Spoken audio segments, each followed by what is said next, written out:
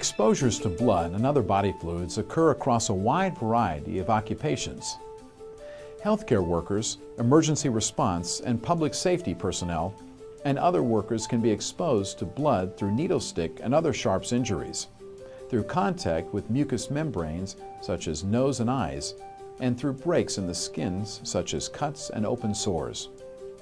It's also possible to be exposed in the hospitality industry.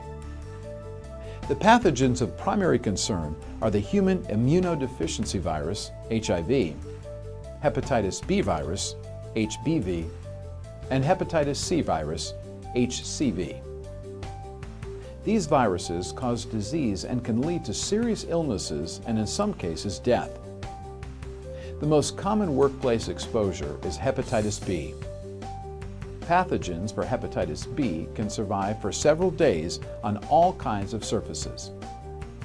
By following these procedures, you'll dramatically reduce your chance of being exposed to or infected with these deadly viruses.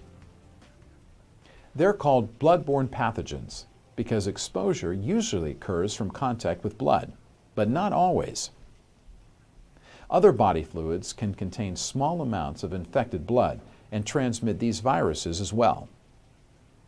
The first rule to remember is treat all blood and body fluids as if they are contaminated. Don't take chances. Serious diseases require serious attention. Your employer must provide access to your property's bloodborne pathogens exposure plan. If you want or need more information about this plan, ask your supervisor. An occupational exposure refers to an exposure to blood or other infectious body fluid that may occur during the performance of your regular job duties.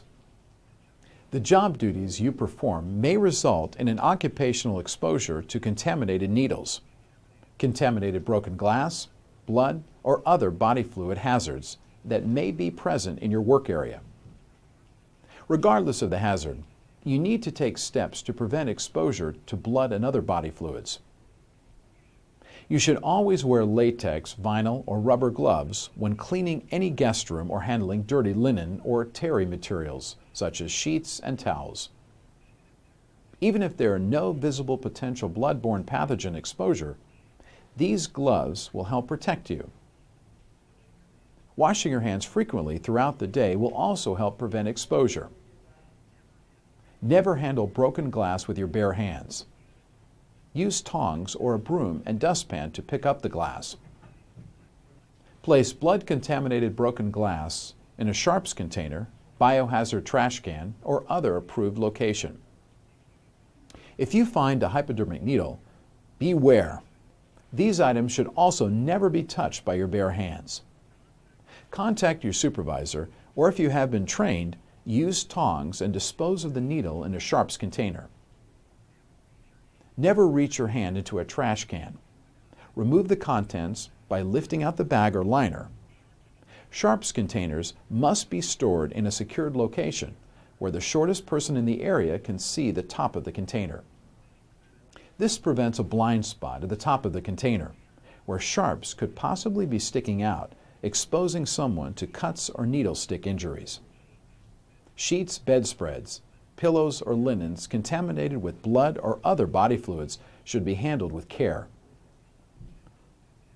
All contaminated items and waste must be placed in a closable, leak-proof biohazard bag or container.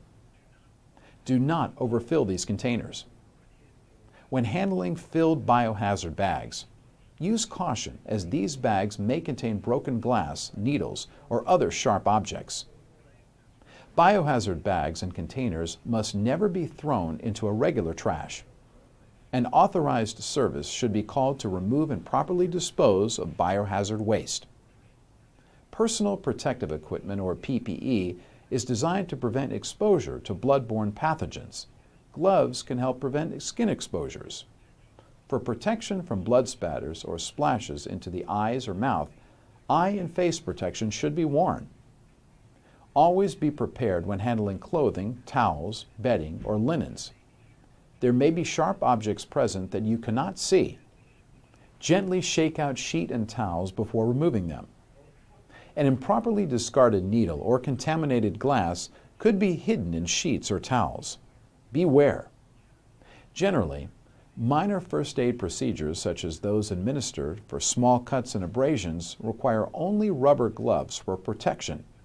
But if you ever have any question about what PPE to wear to prevent an exposure incident, stop what you're doing and ask your supervisor first. Always discard the gloves after use or after a contamination incident. Here's the proper way to remove latex and vinyl gloves.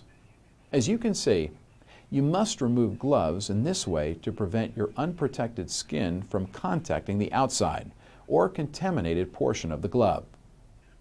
After removing the gloves, wash your hands with an antibacterial soap.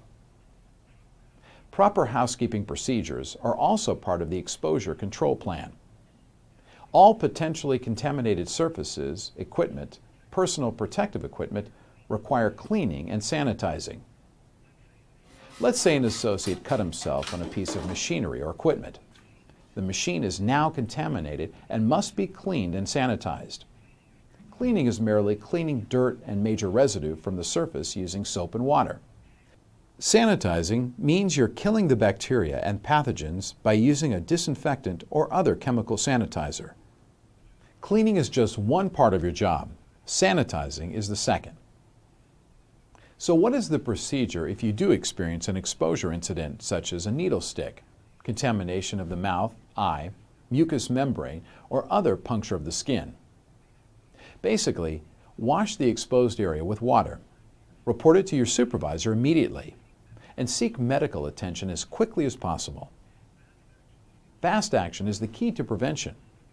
Post-exposure evaluation and follow-up programs will be made available to you should you be exposed to bloodborne pathogens.